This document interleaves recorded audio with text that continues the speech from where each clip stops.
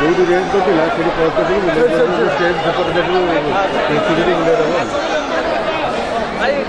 सारे कहीं प्रणाम करेंगे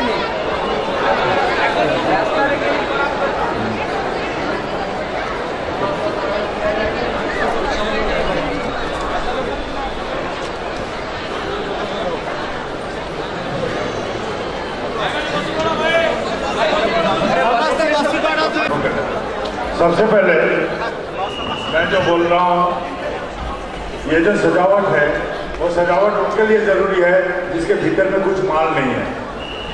यदि मेरे भीतर में माल नहीं है, वो सजावट से ही पूर्ण करना पड़ता है। तो शायद भुवनेश्वर वासी जो दादा लोग ये व्यवस्था किए हैं वो समझ गए हैं इसके भीतर में कुछ माल नहीं है, फाका है, इसलिए सजावट करके इसको ऊपर स्थापना किया जाए। पहले ही मैं बोल रहा हूँ, मैं ऐसे भी बहुत खाली डब्बा हूँ। मेरे पास जो भी है वो ठाकुर जी के सिवा और कुछ नहीं है, ऐसा कुछ दिखाने के लिए आप लोग के पास। मेरा ठाकुर मेरे अंदर में कैसे हैं वो मैं बोल सकता हूँ। मैं एक साधारण सा इंसान हूँ। ये सजावट साधारण सा इंसान के लिए इतना सजाया नहीं जाता है। ये कथा जो हो रहा है अब ठाकुर जी का हो रहा है। आपको यदि कोई बोलेगा ये चंद्रमा देखो, तो उंगली को देखेगा तो चांद को देखेगा। तो मैं उस उंगली का काम कर सकता हूँ। चंद्रमा का जो रोशनी है उसका आनंद आप लोग उठा लीजिएगा। ये सजावट देखिए, इससे भ्रमित मत होइएगा मैं कुछ अलग सा हूँ। मैं एकदम साधारण सा मामूली सा इंसान हूँ। सबसे पहले बोल रहे ये विनय नहीं, विनय का अहंकार भी नहीं, जो मैं सच हूँ वही मैं बोल रहा हूँ। सबसे पहले हम लोग जो लोग यहाँ आए हैं, समूचे जो लोग आए हैं, अनेक मेरे बात सुन चुके हैं, सुन के कान पक चुके हैं। जिन लोगों को सुनना हो चुका है इंटरनेट वगैरह ये सब से, फेसबुक से, तो मैं एक भी बात बोल सकता हूँ, जो लोग सुन चुके हैं वो जो नहीं सुने उनको सुना दीजिए, तो मेरा काम खत्म। इससे अच्छा और मौका क्या मिल सकता है कि मैं घर में जाके आराम से थोड़ा सा चाय पी लूँ। फिर भी सुनने का इच्छा तो सबको करता है। यहाँ सीधे ढंग से बोले तो विद्यार्थी जन जो हैं उनके लिए मेरा एक सलाह है। सीधे बात हम सब कुछ बोल के आते हैं कि विद्यार्थी जन, आप लोग बाप माँ के छत्र छाया में हैं।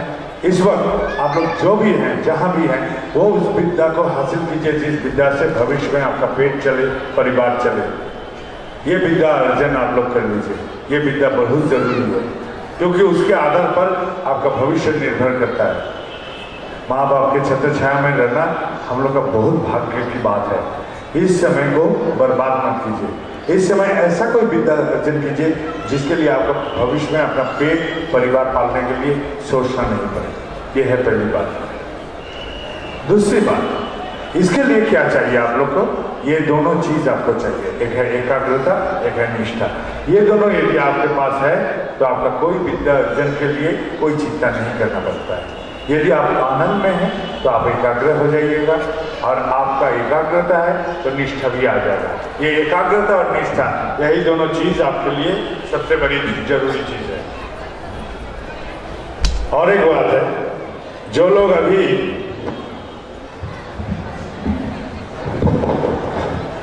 अभी यहाँ विद्या अर्जन के बारे में सोचते हैं, क्या विद्या अर्जन करूं जिससे आपका आनंद मिलता है, वही विद्या को आप लोग हासिल कीजिए। उसके लिए सोचना नहीं पड़ेगा क्या विद्या, आपका मन जिससे आनंदित रहता है। और वो आनंद ऐसा होना चाहिए जो किसी को दुख ना पहुंचाए, किसी को ठेस ना पहुंचाए। आप नृत्य सीख सकते हैं, गाना सीख सकते हैं, आप बजाना सीख सकते हैं, आप खेलकूद सीख सकते हैं, पढ़ाई सीखते हैं, कुछ भी सीखें, लेकिन मन लगा के सीखें। और निष्ठा और एकाग्रता, यही दो चीज आप अपने पास रखें। जिन लोग का विद्या अर्जन हो चुका है वो लोग काम काज के लिए सोचते हैं, ये काम काज क्या करें। तो मैं बोलूँ, 2 तल्ला मोहल्ला में उठने के लिए आपको सीढ़ी पर चढ़ के उठना पड़ता है, आप कूद के नहीं उठते हैं। तो चढ़ने के लिए यदि आपको सीढ़ी पर चढ़ना है तो कई जगह में ऐसा होता है कि आपको जो नौकरी मिला है वो नौकरी आपके लिए पसंदीदा ना हो, फिर भी आप लोग वो नौकरी का हम बोल रहे हैं छोड़िए नहीं, उसको ले लीजिए। उसको सीढ़ी का पायदान के हिसाब से व्यवहार कीजिए उस नौकरी को। उस पायदान में पैर रखे, दूसरे पायदान, दूसरा से तीसरा, तीसरा से चौथा, चौथा से पांचवा करके करके यदि दूर तालाब में पहुंचना आपका मंजिल है तो वहां तक पहुंचे। यही मेरा सलाह है। तीसरी बात, जो लोग व्यवसायी हैं, मान लीजिए दूध से छेना बनाते हैं एक कायदा से, प्रक्रिया से, तो जिंदगी से पैसा बनाना एक कायदा या प्रक्रिया है। वो प्रक्रिया ठाकुर जी ने बोले व्यावसायिक पंचनीति के रूप से। ये जो व्यावसायिक पंचनीति बोले हैं, इस आधार सबसे बड़ी चीज क्या है? ये है ढांचा। इस ढांचे के ऊपर में रह के हमको व्यवसाय शुरू करना है। व्यवसाय पंचनीति कहाँ मिलेगा?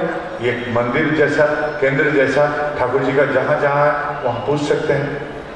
करवी दादा लोग से पूछ सकते हैं। आप जो लोग चर्चा करते हैं ठाकुर जी का बातों के लेके, उनसे संपर्क से जानकारी ले सकते हैं। किताबों से, पत्रिकाओं से जानकारी ले सकते हैं, या तो इंटरनेट में डाल दीजिए, कोई ना कोई जवाब आपको दे देगा। ये ढांचा को कोई भी मानता है, वो जुकेरबार्ग बोलिए फेसबुक वाले, या तो रामू पान वाला, उसको बोलिए, यही पंचनीति को पालन करके ही उसको व्यवसाय करना पड़ेगा। इससे अलावा कुछ नहीं। ढांचा का रूपांतर रूप आप देख सकते हैं, लेकिन यही है मूल ढांचा। इस ढांचा को ठाकुर जी ने बेखूबी से हमको सरल करके दे दिया है। इसको पालन कीजिए। इन्वेस्टमेंट जो व्यवसाय लोग आप लोग करते हैं, उसका 2% रिटर्न आना चाहिए।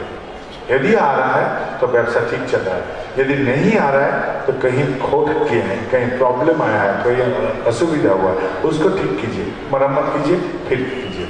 और यदि नहीं हुआ, आपको मालूम ही नहीं पड़ रहा है कहाँ कब प्रॉब्लम हुआ, कहाँ खोट हुआ, कहाँ असुविधा हुआ, तो व्यवसाय बंद करके कुछ और कुछ कीजिए। क्योंकि पात्र में जब छेद हो जाता है, उसमें पानी डालिएगा तो पानी बह जाएगा। व्यवसाय यदि छेद कर चुका है आपका संसार में, आप इतना पानी डालिएगा, कर्ज में पड़ जाइएगा, घर बार आपका नष्ट होगा। आप कर्ज में डूब के परिवार को ध्वस्त कीजिएगा, खुद को ध्वस्त कीजिएगा, असुविधा में डूब जाइएगा। इसलिए मैंने ये बोला। जो लोग माँ बाप यहाँ उपस्थित हैं, संतान का शादी के लिए सोचते हैं, उन लोगों के लिए मेरा एक छोटा सा सलाह है कि बेटियों को श्रृंगार सिखाइए। श्रृंगार का मतलब है सजना धजना सिर्फ नहीं, वो कैसे खाएंगे, कैसे पढ़ेंगे, कैसे आचरण करेंगे, किस जगह में कैसे बर्ताव करना चाहिए, किस स्थिति में कैसे व्यवहार कथा बोलना चाहिए, ये समुदाय व्यक्तिगत प्रकाश को सिखाइए। बेटा को सिखाइए, चेहरा से नहीं, वृत्ति परिचय से नहीं। तुम्हारा परिचय बनता है खुद का कर्म प्रांता से, तुम्हारा कर्म प्रांता से तुम्हारा परिचय बनता है। और फिर अपने रिश्तेदारों को, हितैषी जन को, सजाती के आदमी को बोलिए, ठीक संयोग आ जाएगा शादी ब्याह में, इसके लिए आपको सोचना नहीं पड़ेगा। यही सहजतम उपाय है। जो लोग अस्वस्थ हैं, बीमार हैं, उनके लिए मेरा कुछ सलाह या सुझाव है। क्यों? क्योंकि देवघर में एक बात बोलते हैं, देवघर में एक लड़का आश्रम का कार्यक्रम सहयोग करने पीछे के गांव से आता है। उसका खेलता कूदता बच्चा अचानक बीमार पड़ गया, बहुत इलाज करवाया, कोई ठीक नहीं हुआ, वो ठीक नहीं हुआ। और लाचारी से हमको आके बोलता है, दादा क्या करें? मैं एक साथी को बोला, इंटरनेट खोल, दबाता हूँ, वो जैसा जैसा बोलता है उसको लिख देते। इंटरनेट में उसने डाल दिया, जो बच्चे का हुआ था, उसका बाप की नजर में आया, वही बात बोल दिया। इस हिसाब से इंटरनेट ने एक रोग का निर्णय किया जिसका कोई चिकित्सा एलोपैथी में नहीं था। मैंने भुवनेश्वर में रवि भाई हैं, उनको खबर करवाया मेरे फोन से। उन्होंने एक दवा बोल दिया टेलीफोन से, देवघर बाजार से उस आयुर्वेदिक दवा उसको दे दिया गया। उस आयुर्वेदिक दवा से वो बच्चा फिर से खेलना कूदना शुरू कर दिया। मेरा बोलने का मतलब ये था कि कोई रोग शोक जब कभी घर दबाता है, पहले घबराइए मत, पहले जानिए, खुद जानिए, खुद के बारे में खुद को जानकारी रखना चाहिए कि क्या है। जो लोग बुजुर्ग हैं वो लोग ये सब नहीं कर पाएंगे, लेकिन घर के बच्चे जो हैं वो इसमें शातिर है, माहिर है, वो लोग फोन से खोल देंगे, अपना लैपटॉप से, कंप्यूटर से, या तो कहीं से कोई वो लोग व्यवस्था करके आपका वो लोग इंटरनेट खोल के आप लोगों को जानकारी दे देंगे, आपका रोग में क्या खाना चाहिए, क्या नहीं करना चाहिए, कैसे विश्राम लेना चाहिए, कम से कम जानकारी रखिए। फिर अपने नजदीकी कोई डॉक्टर से आप उनको चिकित्सा करवाइए। और सबसे बड़ी बात है आनंद में रहिए। ये आनंद में रहना बहुत जरूरी बात है। तो आनंद पाने के लिए हमको जीवन में कुछ कायदा को अपनाना पड़ता है। सबसे पहले मान लीजिए जीवन कैसा है, एक तेज धार नदी जैसा। उस तेज धार नदी में हम एक नाव लेके जा रहे थे, तो आप उतरेंगे जब तो क्या करेंगे, नाव को पार के गाछ के साथ बांध देते हैं। ये जो बंधन होता है, इस बंधन से नाव हिलेगा डुलेगा लेकिन भागेगा नहीं। मान लीजिए यही बंधन है जिंदगी का दीक्षा। ये बंधन जरूरी है। वो बंधन रहने से जिंदगी हिलेगा डुलेगा भागेगा नहीं। और बंधन नहीं रहता तो नाव जैसे खाड़ी में जाकर गिर के चूर चूर हो जाता, वैसा मेरा जिंदगी भी इधर उधर नष्ट हो सकता है। इसको एक बंधन में बांध के रखना जरूरी है सबका। दूसरी बात, क्यों दीक्षा ले? मैंने एक गाय का कहानी बोलता हूँ। एक गाय घास का लालसा में रह गया था जंगल के किनारे। उसका साथी सब मालिक के साथ घर चला गया। शाम कैसे ढल गया उसको ख्याल नहीं। इतने में एक बाघ निकला, उसको देखा तो उसका पीछा किया। गाय ने भागता हुआ एक कचरे में जाकर फंसा। बाघ भी उसको पकड़ने के लिए कूदा तो कूदा, वहां रह गया दोनों प्राण। बाघ भी कष्ट से निकाल के उसको खा नहीं पा रहा और गाय भी वहां से निकाल के भाग नहीं पा रहा। अब बाघ बोला कष्टा सूख रहा है, सूखने के बाद पहले तुझे खाऊंगा। गाय ने हंस के बोला क्या खाएगा तू? मेरा कान तो एकदम खरा है। वहाँ घंटे का आवाज मिल रहा है, शंख का आवाज मिल रहा है। मेरा मालिक है, वो खुद खोजने के लिए आ रहे हैं। साथ में बहुत साथी है उनका और वे साथी सब साथ में भाला लाठी ये सब लेकर आ रहे हैं। और जो आ रहे हैं मुझे तो उद्धार कर ले जाएंगे। तेरा तो मालिक नहीं है, तेरा क्या हाल होगा तू समझ। अब अपने परिवार में माँ बाप पति पत्नी बच्चे का कुछ हो जाता है तो हम लोग को बहुत चोट पहुंचता है। चोट कहाँ पहुंचता है? शरीर में नहीं, वो मन में पहुंचता है। इस मन को वो भ्रमित कर देता है, हमको दुर्बल बना देता है, हमको नाजुक बना देता है। उस स्थिति में ऐसा कोई चाहिए जिसको पकड़ के फिर जिंदगी आगे की ओर बढ़े। जैसे कि कुआं में हम गिर गए तो एक रस्सी के सहारे हम कुआं से निकल के आ सकते हैं। तो वैसा ही जिंदगी के अंधेरी स्थिति में जिसको पकड़ के हम आलोकित हो सकते हैं वही गुरु हो सकते हैं। ऐसा तो तंत्र मंत्र में बोला गया है। गु का अर्थ है अंधेरा, रू का अर्थ है आलोकित होना। अंधेरा से जो आलोकित करते हैं वही है गुरु। पत्नी का देहांत हो गया तो पति अगला निवाला कैसे खाएगा? पति का देहांत हो गया तो पत्नी अगले निवाले कैसे खाएंगे? बेटा का कुछ हो गया तो बाप माँ अगला निवाला कैसा उठाएगा? ये तो समस्या है।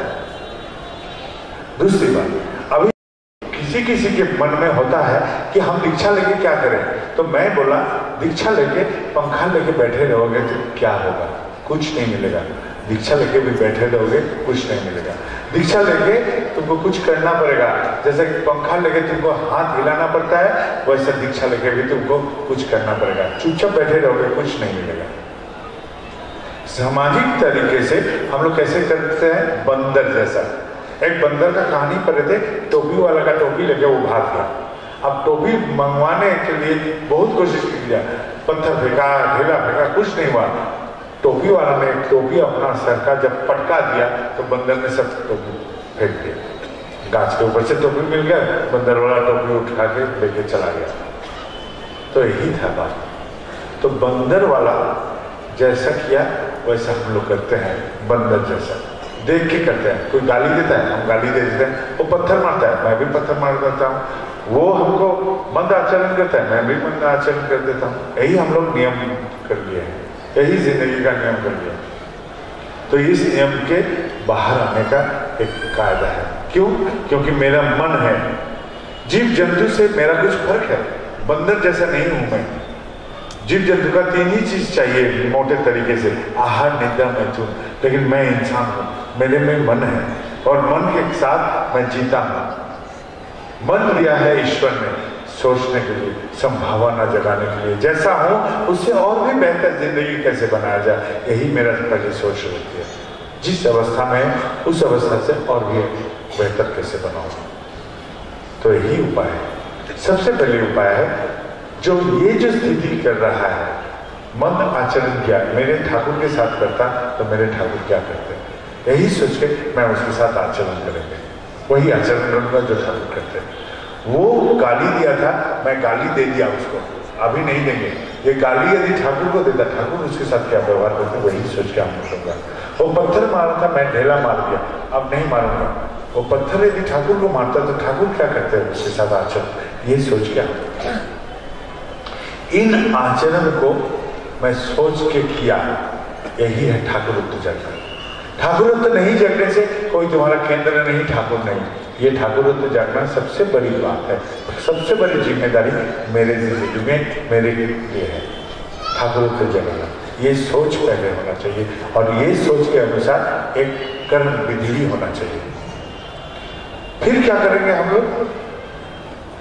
ज्ञानी और अज्ञानी बोल के दो प्राण रहता है धरती में। अज्ञानी क्या करेगा? वो मंदिर में खोजेगा भगवान को, मूर्ति में खोजेगा भगवान को, इंसान में खोजेगा भगवान को। और ज्ञानी जो है वो खुद के भीतर भगवान को जगाने का कोशिश करेगा। जैसे कि मंथन करने से ननी का उत्थान होता है, वैसा इन आचरणों को, ठाकुर जी का जो इन आचरण को हम आपतीकरण करते गए, अपनाते गए। ये इन आचरणों को खुद अपनाते गए। इन आचरण को मैंने कोशिश करते रहा कि हम अपना के भी मैं भी चलूंगा जिंदगी में, ये सोच के हम लोग चलने की कोशिश करते रहे। इन आचरण को करते करते ये बुद्धि नहीं प्रयोग करना पड़ेगा। ठाकुर क्या करते ये इधर सोचना नहीं पड़ेगा, वो सतह होते रहेगा, जिसको कहते हैं संस्कार। संस्कार की क्या चीज है? मान लीजिए हम पैखाना में जाते हैं, सोच करके ही आते हैं, भूलते नहीं है। सहज बात से यही है संस्कार, जिसको हमको और सोचना नहीं पड़ता, वही है संस्कार। तो ठाकुर जी का इन आचरण जैसे कि हमको संस्कारगत हो गया, तो यही है संस्कार। संस्कार में हो जाने से तब आदमी बोलेगा ये ठाकुर जी का आदमी है, इसका प्रकाश ठाकुर जी जैसा है। उसके लिए ये कपड़ा नहीं चाहिए, कुछ नहीं चाहिए, उसका प्रकाश ऐसे ही हो जाएगा। ठीक है, तो यही हम बोलना चाहते हैं, इसका प्रकाश उपयुक्त है, ठाकुर जी का प्रकाश इससे झलक रहा है, इसी में आनंद है। तो यही सबसे बड़ी बात है, यही सबसे बड़ी जिम्मेदारी है हम लोग का, कि ये जो आचरण हमारा संस्कार में आ गया, इसी को कहते हैं जजन, या परमपिता का संस्कार ही मेरा संस्कार हो गया। सबसे बड़ी पुण्य की बात। अब क्या इसी में खत्म? नहीं, इसमें बात खत्म नहीं होता। ईश्वर को पूछा क्या? एक दिन नारद ने पूछा, हे ईश्वर आप कहाँ रहते हैं? ईश्वर ने बोला, नाहं तिष्ठामि वैकुंठे जगिनं हृदयनं न च। नारद बोले, आप वैकुंठ में नहीं रहते हैं, जोगी के हृदय में नहीं रहते हो, तो कहाँ रहते हैं भगवान? तो भगवान ने बोले, मेरा भक्त जहां मेरा गुण कीर्तन करते हैं वही मैं विराजता हूं। जब मैं वो जो सब्जी वाला के साथ सब्जी लेने जाता है, उसके साथ जब ठाकुर जी का बात किया, वहां वो उपस्थित हो गए। वो रिक्शा के साथ जब चला, रिक्शा वाला से बात किया था, ठाकुर जी वहां उपस्थित हुए थे। वो जो ऑटो में आया था, ऑटो वाला से बात किया, ठाकुर जी वहां उपस्थित थे। जिसे पैसा उधारी लिया था, ठाकुर जी वहां उपस्थित थे। हम जब जाके बोले हम नहीं दे पा रहे हैं, गाली देना है, गाली दीजिए, हम भागेंगे नहीं, हम अभी आएंगे, 1 तारीख को नहीं दे पाएंगे, आज हम आ गए 2 दिन पहले, आपको गाली देना है गाली दीजिए, लेकिन हम ठाकुर जी का 2 बात बोल के जाएंगे। ये बोलते जाते हैं। ये बोलने का प्रकाश से क्या होगा? इन जो ठाकुर जी को जाजन में करता रह गया, ये क्यों करता है? सत्संग में स्वर्गवास। तो जब जब हम जाजन करते हैं, तब तक ठाकुर जी प्रकाश वहां रहते हैं। हमारा इंद्रिय ग्राह्य नहीं, लेकिन वो रहते हैं, क्योंकि भगवान बोले हैं वो विराजते हैं जहां उनका गुण कीर्तन होता है। और भगवान का साकार रूप ही है गुरु, तो ठाकुर मेरे गुरु है, उनका साकार रूप। तो जाजन करते हैं, वही है सत्संग। जाजन करते हैं वही है स्वर्गवास या स्वर्ग में रहना समाज। अब क्या जाजन करते हैं कैसे? तो जाजन करते जैसे हैं समाज में जहां जहां घूमते फिरते हैं, जाजन करने से एक मित्रता पैदा होता है, क्योंकि मेरे सबसे प्रिय चीज हम दे रहे हैं समाज को और उसके बदले मुझे कुछ नहीं चाहिए, खाली दे रहे हैं, बांट रहे हैं। ये बांटते बांटते बांटते बांटते मित्रता पैदा होते गया, पैदा होते गया। ये जो प्रिय बांधवता तैयार हुआ जाजन के माध्यम से, ये मेरे कारण जरूरी था। हम लोग सोचते हैं जाजन करते हैं ठाकुर जी के लिए, घंटा ठाकुर जी के लिए करते हैं। हम लोग जाजन करते हैं खुद के लिए, जाजन करते हैं सत्संग कार्यक्रम के लिए, ठेंगा अपने लिए जाजन करते हैं। वो कैसे? वो ऐसे, एक कल्पतरु था जंगल में, उस कल्पतरु के छाया में जो कुछ मांगता, मन में सोचता, उसका भरपाई हो जाता। एक पथिक एक बार वहां आके बैठा, बैठ के सोचा यदि कुछ भोजन मिल जाता तो अच्छा होता। तो फट से उसका भोजन आ गया, भरपेट खा तो लिया। अब खाने के बाद सोचा अरे बिस्तर हो जाता तो बड़ी अच्छी होती, तो बिस्तर भी आ गया। अब सीधा लेट गया और टंगड़ी ऐसा ऐसा खिला रहा है, सीधा सीधा। फिर सोचा है मृदु मंद हवा भी बह रही है, तो सोचा अरे मैं जो भी मांग रहा हूं, ये खाना मांगा खाना आ गया, बिस्तर मांगा बिस्तर आ गया, इस गाछ में भूत प्रेत तो नहीं है, हमको आके गर्दन मरोड़ तो नहीं देगा। सचमुच भूत आया, एक आया, वो गर्दन मरोड़ दिया। तो मेरा बात भगवान को जब बोलते हैं, मेरा हाल ऐसा ही होता, यही समझ के भगवान मेरा कोई बात नहीं सुनते हैं। हम लोग मंदिर में जाते हैं, बोलते हैं ठाकुर हमको ये दीजिए वो दीजिए, 100 बार बोलते हैं, 3-4 पूर्ण होता है, 3-4। अरे वो तो कैमरे का स्टैंड पकड़ के प्रार्थना कीजिएगा, वो भी पूर्ण कर देगा, वो 3-4। ये माइक वाला स्टैंड, वो भी पूर्ण कर देगा। ये जो गगरा है, हम लोग घोटी बोलते हैं बांग्ला में, इसको पकड़ के आप लोग बोलिएगा, ये भी आपको पूर्ण कर देगा। तो ये भगवान है, ये भगवान है, वो कैमरा वाला स्टैंड भी भगवान है। तो भगवान का तो इतना ही क्षमता है, 3-4 पूर्ण करते हैं 100 प्रार्थना करने से। दरअसल वो सुनते नहीं है और उनका क्षमता भी नहीं है। भगवान उनका पत्नी को उठा के कोई ले गया, रावण नाम का ले तो गया। अब समुद्र के किनारे पहुंचे जब, वो तो भगवान थे, बोल सकते मैं भगवान हूँ, आशीर्वाद कर रहा हूँ, यहाँ पुल बन जा। नहीं बना, पुल बनवाना पड़ा, पत्थर फेंको, गाछ फेंको, लकड़ी फेंको, ये करो वो करो, पुल बनवाना पड़ा। अब रावण से जब भेंट हुआ तो भगवान क्या बोला? मैं भगवान हूं, रावण तुम मर जा। नहीं मरा, युद्ध करके मारना पड़ा। अब भगवान को कर्म से हासिल करना पड़ रहा है। मैं कौन खेत का मूली हूं, हम बोलेंगे और वो पूर्ण कर देंगे, वो करते भी नहीं है, उसका क्षमता भी नहीं है। क्योंकि ये जगत कर्म से ही हमको अर्जन करना पड़ता है। भगवान भी जब आते हैं वो इस विधि को उल्लंघन नहीं करते, इस विधि का पालन वो भी करते हैं, इसलिए उनको विधाता बोलते हैं। हम लोग भगवान को बढ़ा चढ़ा के दूर भगाते हैं जिंदगी का। जैसा मान लीजिए मेला में गया था एक बच्चा, एक गैस बैलून जो होता है ना, वो दे दिया, बहुत खुशी से घूम रहा है, ऐसा ऐसा कर गैस बैलून जैसा भी उसका हाथ से छूट गया, आसमान में पहुंच गया, वो मायूस हो गया। वो कुछ देर देखता है, फिर मायूस हो जाता है, वो खो जाता है। तो हम लोग भगवान को ऐसा करके उठा देते हैं पहले, और उठाने के बाद वो जो खाली जगह रहेगा, वो हमारे जैसा कोई पाखंड रहता है, वो लोग आके भरपाई करता है। कोई वैकेंसी नहीं रहता है। भगवान को यदि ऊपर चढ़ा दीजिएगा तो उस जगह तो खाली हो गया, वो तो थे हमारे साथ, उनको हम लोग चढ़ा के ऊपर करते, तो फाका जो हो गया, वहां वो कारीगरी बुद्धि वाला शैतान सब आके रहेगा, वो चंग बंग बाबा बन के बैठे रहेगा और हम लोग को बुर्बक बनाएगा। मेरे राम का क्षमता नहीं पुल बनाने का, मेरा राम का क्षमता नहीं पत्नी को बचाने का, मेरा राम का क्षमता नहीं रावण को छू मंत्र करके मारने का, और वो बाबा जी सब हमको छू मंत्र करके भूल भुलैया में हाथ फेंकता है। इसलिए भेजता है क्योंकि मेरे उसके चंगुल में पड़ने से मेरा जो कर्म क्षमता भगवान ने देके भेजा था वो नष्ट करेगा, और वो मरेगा जब, तब तक हम काम ताम सब भूल जाएंगे, चलना भी भूल जाएंगे। कैसा होगा? 21 साल का बच्चा को यदि 21 साल तक एक बच्चा जन्म के बाद वो बाप अपने गोद में रख के देगा और फिर बोलेगा 21 साल बाद चलो चलना है, तो चल पाएगा वो बेटा? नहीं चल पाएगा। वो पाखंडी के चंगुल में पड़ने से हम लोग का हाल ऐसा ही होगा।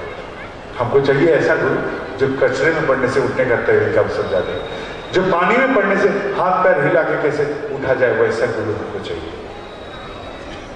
तो ये जो कल्प वृक्ष छाया में हमारा हाल हुआ था, ऐसा हाल हम लोग का हो जाता है यदि भगवान मेरा बात सुनते हैं। हम जब माँ के लिए, बाप के लिए, पति के लिए, पत्नी के लिए, बेटा के लिए, बेटी के लिए प्रार्थना करते हैं, ये सब बात सब स्वार्थ संबंधित है। इस स्वार्थ संबंधित बातों को बोलता है सकाम प्रार्थना। सकाम प्रार्थना भगवान कभी स्वीकार नहीं करते, कभी भी नहीं करेंगे। एकदम मान लीजिए बेफिजूल प्रार्थना है, ये सब नहीं स्वीकार करेंगे।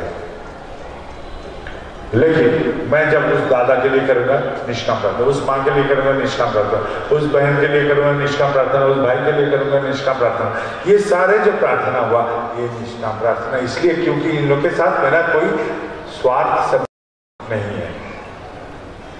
अब मैं हल चलाऊंगा, बीज पोतूंगा और रोज जाजन करके जो मित्रता पैदा किए थे समाज में, वो प्रिय बांधव से हमको प्रार्थना करवाना है, तो मेरा पूरा हो जाएगा। कर्म करो, फल का आशा ना करो, प्रार्थना करने वाला जुटाओ समाज से, तो तुम्हारा 100%, 100% आपका बात पूरा। वो 3-4 वाला प्रार्थना नहीं बोल रहा है, 100%, 100 में 100 पूरा होगा। यही उपाय है, एकदम यही उपाय है, इसके सिवा और कोई चारा नहीं। आप कीजिए तो ऐसा ही उपाय, और दूसरा कोई चारा नहीं। क्या उसका कोई उपाय नहीं? ऐसा ही भी पूछते हैं तो हम बोल रहे हैं कि हाँ है, और एक उपाय भी है। वो एक उपाय ऐसा था, मेरे साथ ही हुआ था, मेरे सामने में ही ऐसा घटना हुआ था। मेरे जान पहचान का आदमी को बेटा का एक नौकरी लगा कलकत्ता में, और वहां किसी से झगड़ा हो गया साथी सबसे, और झगड़े के बाद साथी लोग के साथ जैसा झगड़ा हो गया, साथी लोग ने उसको जहर खिला दिया। जहर का असर ऐसा फैल गया कि उसको हॉस्पिटलाइज किया गया, कोमा में चला गया। डॉक्टर बोल दिया कोई आशा नहीं। संजोग से मैं कलकत्ता में था, उस बाप ने मेरे रहने का संवाद पास कर ही हमारे पास पहुंच गया और रोते हुए बोलता है दादा क्या करें, और मैं उसको गाली देना शुरू कर दिया। तो उस लाचार बाप को गाली दे रहा था। मेरा एक मानना है, छोटा सा मानना है कि बच्चे दो ही कारण रोता है, एक तो कपड़ा गीले करने का और एक तो भूख के कारण। तो कपड़ा गीले करने का और भूख के कारण जब रोता है तब एक ही आवाज से रोता है, वह वह वह वह, और माँ को पता चल जाता है कपड़ा गीला हुआ है या तो भूख लगा है। यदि कपड़ा गीला है कपड़ा बदल देती है, गीला भूख लगा कर एकदम दूध पिला देती है। एक ही जवान का भाषा माँ को पता चल जाता है। यदि माँ इंसान होकर पता चल सकता है एक मनुष्य का क्या चाहिए, तो ईश्वर को पता नहीं हमको क्या चाहिए, हमको क्यों बोलना पड़ेगा? यही मेरा मानना था। इसलिए मैं उस लाचार बाप को गाली दिया। क्यों बोला ठाकुर जी को बेटा का प्राण भिक्षा देने के लिए? क्यों बोला? आप कौन होते हैं सजेशन देने वाला ठाकुर को? मैंने ऐसा बोला। आप कौन होते हैं ठाकुर को सजेशन देने के लिए कि उसको प्राण देना है, मारना है, जीना है, अपाहिज बनाना है, क्या करना है वो समझेंगे। आप क्यों सजेस्ट कर रहे हैं कि प्राण भिक्षा दीजिए? आप होते कौन है? आपका विश्वास नहीं है पल भर के लिए भगवान पर, ठाकुर के पर? बहुत गाली दिया। वो रो रहा था। मैंने बोला डॉक्टर क्या बोला? बोलता है कि मेरे जान पहचान का आदमी को हम ऐसे ही बोल देता है, जो हमको छोड़ देता है हम गाली भी दे देता है उसको, जो नहीं बोलता है हम थोड़ा सा विनीत रहते हैं उनके साथ। लेकिन फिर भी क्या हुआ,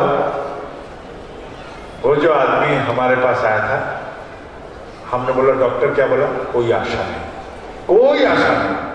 बोला आपका वृत्ति हृदय क्या बोलता है? बाप का हृदय मतलब कोई आशा नहीं दादा, हम बहुत भय पा रहे हैं, उसका कोई उपाय नहीं है लगता है। हम बोला आप ठाकुर जी के पास जाइए। ठाकुर जी के पास जाके बोले जो प्रार्थना किए थे वो गलत प्रार्थना हुआ था, एकदम सरासर गलत प्रार्थना था। मैं एक लाचार बाप हूं, मैंने कोशिश कर रहा हूं उसका चिकित्सा के लिए, इलाज कर रहा हूं जितने मेरे समर्थ में है। मेरे प्रार्थना यही है कि उसका मृत्यु से यदि मंगल है तो मृत्यु दीजिए, और उसका प्राण से यदि मंगल है तो प्राण आप वापस कर दीजिए। जो मंजूर है, दोनों ही मंजूर है मेरे लिए, मेरा कोई छल नहीं, कपट नहीं, ऐसा करके प्रार्थना किया। खुले दिल से वो मौत मांगा, प्राण भी मांगा, कोई भी दोनों अवस्था में मैं राजी हूं। सर्व अवस्था राजी देखो, दुख तुम्हार की कर गए, सब अवस्था में राजी कर लिया मन को, जुक्ति से प्रार्थना किया। और 1:30 बज रहा था, शाम होते होते वही लड़का उठ के बोलता है, मां खाने पे खुद भूख लगी है। ऐसा चमत्कार मैंने देखा, जैसे कि द्रौपदी का स्वयं वहां पाशा में हार गया द्रौपदी को, और उसको खींच रहा है कपड़ा शैतान, कोई बचाने वाला नहीं। एक औरत दोनों हाथ से खुद को बचाने का कोशिश कर रहे, उपाय कुछ नहीं मिला, कोई बचाने वाला नहीं। अब क्या की, उसने एक हाथ से पल्लू पकड़ के एक हाथ से उठा के बोल रहे, मधुसूदन रक्षा करो। सुने नहीं भगवान, एक हाथ से प्रार्थना, एक हाथ से पल्लू पकड़, नहीं चलेगा, एकदम नहीं चलेगा, दो चीज नहीं चलेगा। अब शैतान इतना जोर खींचा कि लगता है कपड़ा फट जाएगा, मानो कि कपड़ा फटने वाला है, ऐसा अवस्था हो गया। द्रौपदी भयभीत हो गया, दोनों हाथ फैला दी, और कोई आशा नहीं, अब कुछ भी हो सकता है, हे भगवान रक्षा करो।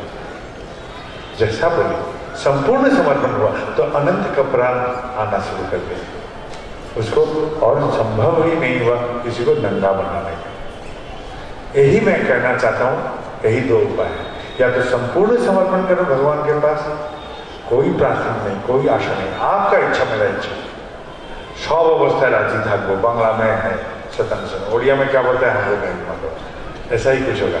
फिर भी और क्या होगा, ये सब अवस्था में राजी मन ठाकुर जी के लिए है, और नहीं तो दूसरा है, हमको थोड़ा थोड़ा इच्छा है, कर्म करने का भी इच्छा होता है, तो करो, और प्रार्थना करने वाला जुटा, यही दो उपाय है। खुद कर्म करो, प्रार्थना करने वाला जुटा लो, और दूसरा है संपूर्ण समर्पण कर दो। ये दोनों उपाय से भगवान तक 100 में 100% एकदम पूर्ण होगा, और कोई उपाय नहीं, यही है। वो सुनेंगे ही, सुनाना है तो ऐसे।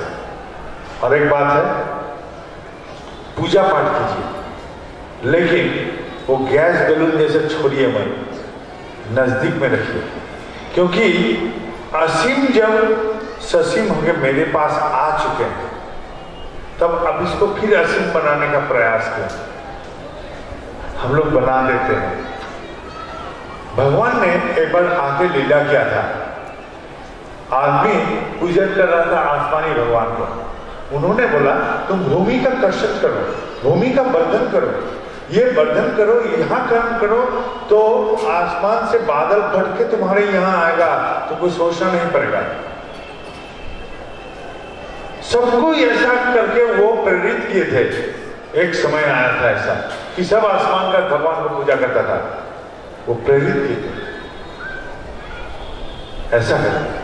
एक बार भगवान, जैसा अभी गंगा जल का पोल्यूशन बोलता है, तो ऐसा हुआ था, तो गंगा जल काली मां प्रलिप्त हो गया है, वैसा वो भगवान जहां रहते थे वो पानी एकदम गंदा हो गया।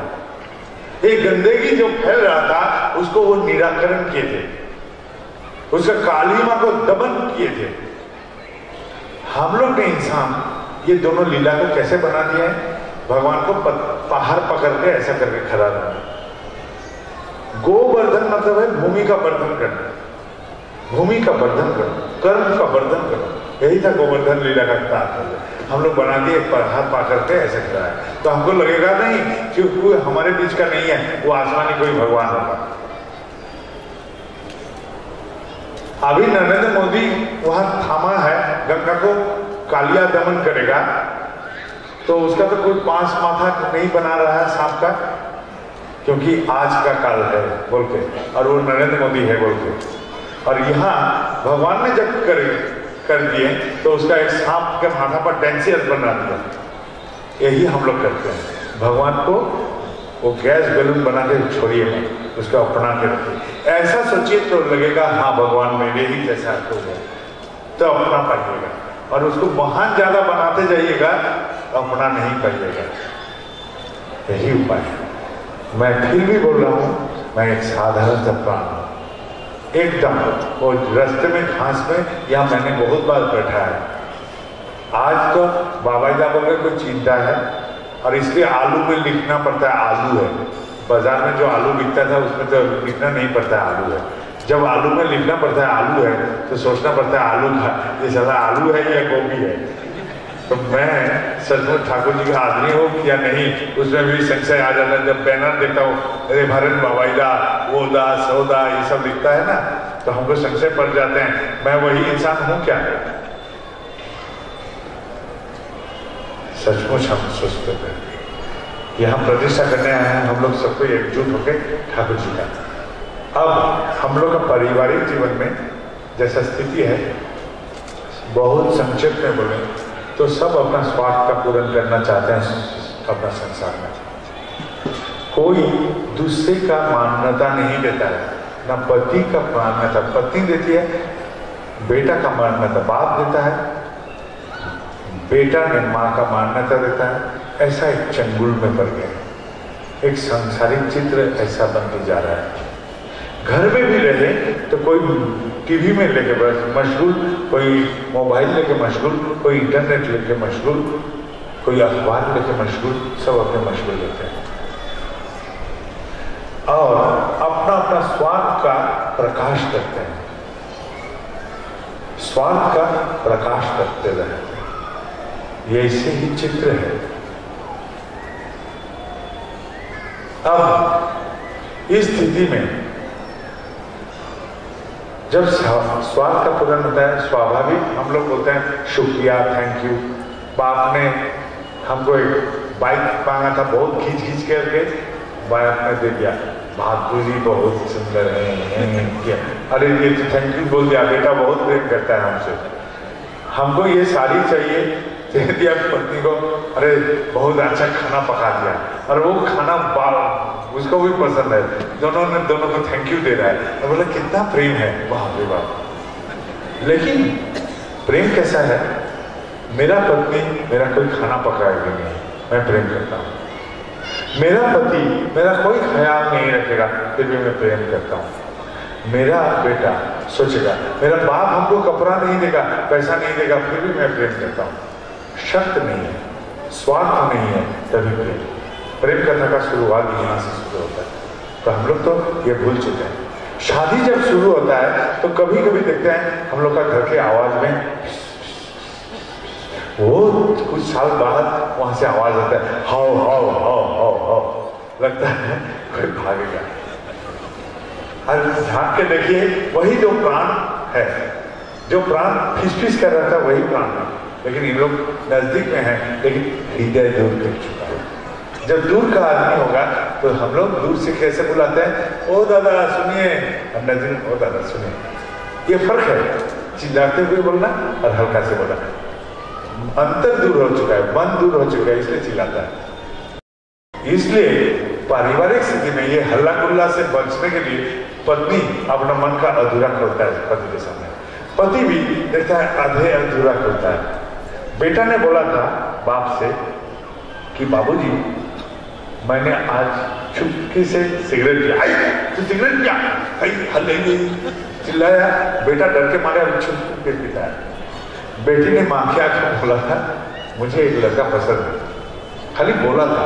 माँ ने इतना बवाल खड़ा कर दिया, अब वो तुम पसंद था, अब उसका मोटरसाइकिल से घूमना शुरू कर दिया छुप छुप के। तो स्थिति ऐसा बिगड़ देते हैं हम लोग। घरेलू मामला है, छोटे छोटे बात। वो कैसे होता है? जैसा कि एक पत्थर हम जब फेंकते हैं बाल्टी में, उसमें तरंग उठता है। यही पत्थर यदि समुद्र में फेंकें तो तरंग गायब हो जाता है। जब हम ठाकुर जी को अपनाते हैं तो ये तरंग का जो लहर है हमारे मन में स्पंदन करता है, वो गायब होना शुरू कर देता है। तो सांसारिक जीवन में हम जितना ठाकुर को अपना के चल सकेंगे, ये सब सहने की क्षमता हमें आएगा। क्षमता आएगा तब निराकरण कर सकेंगे। सिगरेट पी लेगा, कोई महाभारत अशुद्ध नहीं हुआ, उपाय है। एक बार पिया तो उसको पीने से अच्छा लगा, ठीक है, लेकिन तू छोड़ दे, इससे तेरा फेफड़े में प्रॉब्लम आ सकता है। एक आध बार पी सकता है, लेकिन इसका आदत मत बना। लड़का को पसंद है तो लड़का को पसंद हो ही सकता है, तो लड़की जब है तो एक लड़का को पसंद नहीं होगा तो क्या, एक लड़की को पसंद करेगी तू लड़की हो गए, ये तो संभव नहीं है। तो लड़का ही पसंद करेगा, लेकिन उसको भी बनने दे, तू भी बन जिंदगी में। बाद में देखा जाए, इसके बाद इससे बेहतर हो सकता है। एक ही दुकान में सामान तो नहीं लेते हैं हम लोग ना, ऐसा सिखा सकते हैं बेटे को, दूसरा दुकान में देख लेते हैं, बाजार में तो एक ही दुकान नहीं है ना, ऐसा करके समझा सकते हैं। तो यही हम बोलते हैं मानसिक समृद्धि बढ़ना, ये चीज ग्रहण क्षमता, तब उसके बाद निराकरण, यही हमने बोला।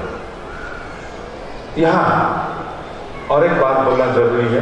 मान लीजिए मैं और एक कर्मी दादा, अब दोनों में झगड़ा लग रहा है, तो जान लीजिए ना मेरे साथ ठाकुर है ना उसके साथ ठाकुर है। झगड़ा जब किया है हमने तो मेरे साथ ठाकुर नहीं, हमने स्वार्थ का प्रयोग किया। क्योंकि दोनों कर्मी में तभी टक्कर लग सकता है, जैसे मान लीजिए ढाल में हम दोनों गाड़ी छोड़ देंगे, यदि ड्राइवर नहीं रहेगा तो टक्कर खा जाएगा, और एक में भी ड्राइवर रहेगा तो यहाँ छोड़ेंगे, ये गाड़ी आएगा, लेकिन टक्कर खाने के लिए ये गाड़ी नहीं आएगा, क्योंकि इस गाड़ी में ड्राइवर है, वो ब्रेक मारेगा और गियर में गाड़ी फंसा देगा और ढाल में नहीं गिरेगा।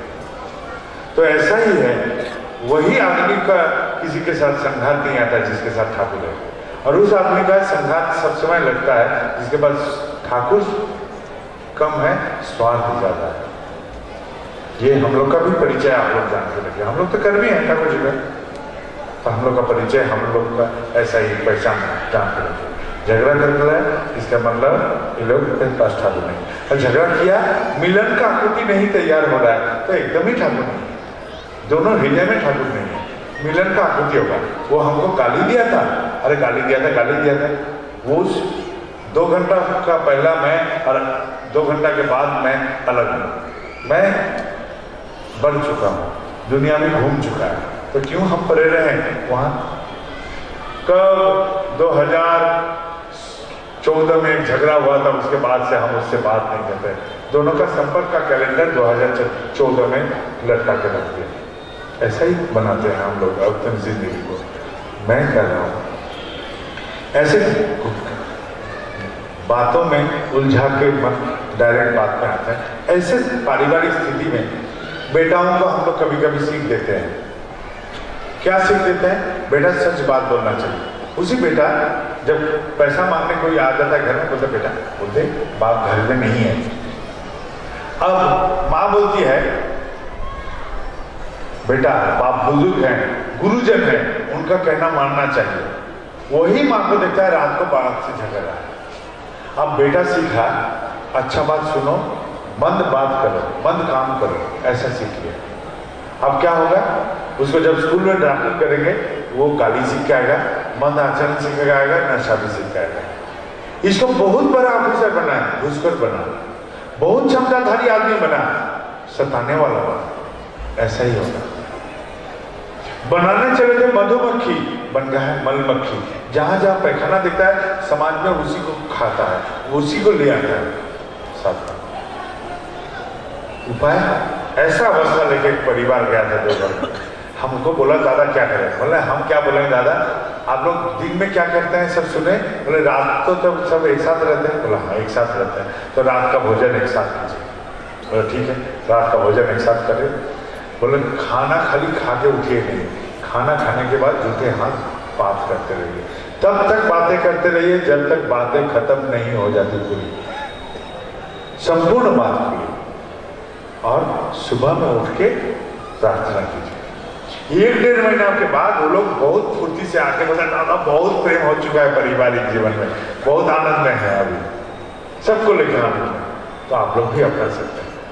रात का भोजन एक साथ कीजिएगा, कोशिश कीजिए रात का भोजन एक साथ करें। सब अपना मन का जितनी कथा है सब खोल दो और सुबह का प्रार्थना एक साथ करने का कोशिश कीजिए घर में। कोशिश तो शुरू कीजिए। और क्या होगा, वो जो हाथ जल गया था माँ का खाना पकाने के समय, कोई पूछने वाला नहीं था, तो हम मलहम बेटी आके आज लगा देगी। बाप ने कमर पर हाथ रखा था तो बेटा आगे आज मालिश कर देगा। बेटा को आज पहली बार बाप ने बोला, बेटा नशा का आदत छोड़ दे, इसका आदत पड़ गया तो तेरा परिवार बर्बाद होगा। तेरा परिवार को यदि ठीक ठाक रखना है, तुझे ठीक रहना है, इसलिए तुझे इससे आदत से दूर होना है। हमको देख के यदि भ्रमित हुआ है तो ठाकुर देख के चल, मेरे ठाकुर है इस घर के मालिक, उनके माफिक बन, मुझे मेरे माफिक नहीं। तो हो सकता है इस बातों की प्रेरणा से वो मलमक्खी फिर से मधुमक्खी बनने का कोशिश करेगा। माँ ने आज बेटी को बोला, देख बेटी, तू जब बीच रात को रोती थी, कपड़ा गीला कपड़ा बदलने के समय मेरा आंख लग जाता, और भूख के तरफ से जब रोती थी तो मुझे लगता था माथा फट जाएगा, फिर भी तुझे दूध पिलाती। आज यदि तू ऐसा उलट चलती है ना, मुझे कष्ट होता है, तू ऐसा ना कर। ऐसा बोलने पर एक परिवार मन खोल के एक बंधन में युक्त होगा। ऐसा परिवार से कोई मंगल हो सकता है। ऐसा परिवार से समाज का, परिवेश का, देश का मंगल होगा, नहीं तो कोई करने वाला नहीं। मान लीजिए यही उपाय है, यही पथ है। बाबाइदा छू देगा, घंटा होता है। ऐसा होता तो मेरा बेटा को डॉक्टर दिखाना नहीं पड़ता। बाबाइदा छू देगा, यही मंगल होगा, ठेंगा होता है। हम छूते तो बेटा लोग को क्यों पढ़ना पड़ता है? हम कलम छू देते तो उन लोगों को तो पढ़ाई, ऐसे कलम दौड़ता है, उन लोग खाली पकड़ के रखता है, वो तो नहीं होता है। तो ये सब पाषंडी बातों पर विश्वास मत कीजिए। ठाकुर बोल दिए हैं, आजगुबीते आस्था शुरू जहन्नमी आस्था। ये आजगुबी बातों में जो लोग आस्था रखते हैं उसका स्थान नरक में या जहन्नम में है। यही बात बोलते हैं मेरे ठाकुर ऐसे। मैं और एक बात बोलता हूँ, ये मेरा और एक विचार है जिंदगी का। मेरा कोई अश्लेषा, मघा, राहु, शनि, केतु, मंगल, अमंगल कुछ नहीं है, क्योंकि मेरा मानना है कि कुर्वे ग्रह शनिवार जस से केंद्र बृहस्पति। यदि मेरे गुरु को हम थाम लिए तो ये सब का कोई असर हम पर नहीं पड़ेगा। ठीक है, मेरे साथ ऐसा हुआ था। एक ज्योतिष को हम हाथ दिखाए थे एक बार, तो ज्योतिष का ही बहुत उन्नति हो गया। हमारा देखा, मेरा हाथ छूने का नतीजा तुम्हारा ही जिंदगी में उन्नति हो गया। अभी मुंबई में, बनारस में कहाँ बड़ा बड़ा चैम्बर खोल गया। हमने जाके बोला, देखा मेरा हाथ छूने का नतीजा, मेरा क्या हुआ, मैं तो उसी का वैसा रह गया तुम्हारा हाथ छूने से, लेकिन मेरा हाथ छूने से तुम्हारा कहाँ चैम्बर खुल गया। तो मैंने बोला था। दूसरी बात, हम देवघर में रहते हैं बाबा धाम। आज तक मुझे बैद्यनाथ धाम में जाके बाबा का दर्शन नहीं कर पाए हैं, क्योंकि मेरा मानना है यदि यहाँ पानी है, यहाँ से प्यास बुझाऊं, या दूर में वहां नल है, जाकर पानी को अभी बोलिए तो मैं यहाँ से पानी बुझाता हूँ। गुरु ब्रह्मा गुरु विष्णु गुरुदेव महेश्वर गुरुदेव परम ब्रह्म तस्मै श्री गुरवे नमः। ये मेरे मानना है, ऐसा मैं सोचता हूँ। मैंने जो बातें बोले, ये सारे बातें मेरे मन ग्रंथ नहीं, मैंने ऐसे ही करके सोचता हूँ। मेरा ठाकुर कोई चमत्कार नहीं जानता है, लेकिन मुझे ऐसा सोच कर दिए हैं कि ये धर्म का जगत वीरों का जगत है, कायरों का नहीं, जो हर वक्त भीख मांगता है भगवान से, इसको दे दो, इसको दे दो, भिखारी जैसा, वो नहीं। ये वीरों का जगत है, करके हासिल करेगा, कर्म से हासिल कर लेगा, वो दया हासिल करके चलेगा। यही हमने सीखा, यही हमने माना है, यही है जगत का दस्तूर, यही हमने समझा है। और हमको ऐसा महसूस करा दिए हैं कि जब वो मेरे साथ रहते हैं, मेरे ठाकुर कोई जादू नहीं जानते हैं, कोई चमत्कार नहीं जानते हैं। आप लोग का ठाकुर क्या जानते हैं हमको मालूम नहीं, लेकिन मेरा ठाकुर नहीं जानते हैं। हम मंदिर के बगल में ही बोलते हैं, मेरा ठाकुर चमत्कार जानते हैं कि नहीं मुझे मालूम है, मुझे मालूम नहीं है। अभी हम नर्सरी का स्टूडेंट एमएससी का एक मैथमेटिक्स दे देंगे तो हमको कैसे लगेगा वो जादू कर रहा है, लेकिन वो गणित तो है, लेकिन मास्टर डिग्री का गणित है।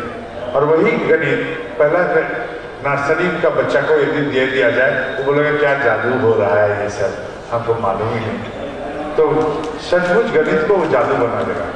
तो यही मैं बोलना चाह रहा हूँ, ठाकुर जी मेरा कोई जादू नहीं जानते हैं, कोई चमत्कार नहीं जानते हैं, लेकिन उनके साथ मेरा रहना, मेरे साथ उनका रहना ऐसा हमका मन में बुलंद देता है कि दुनिया मेरे मुट्ठी में, ऐसा महसूस होता है। सचमुच मेरा ठाकुर सोच लिया है, मैंने जो बोला जुक्ति से बोला।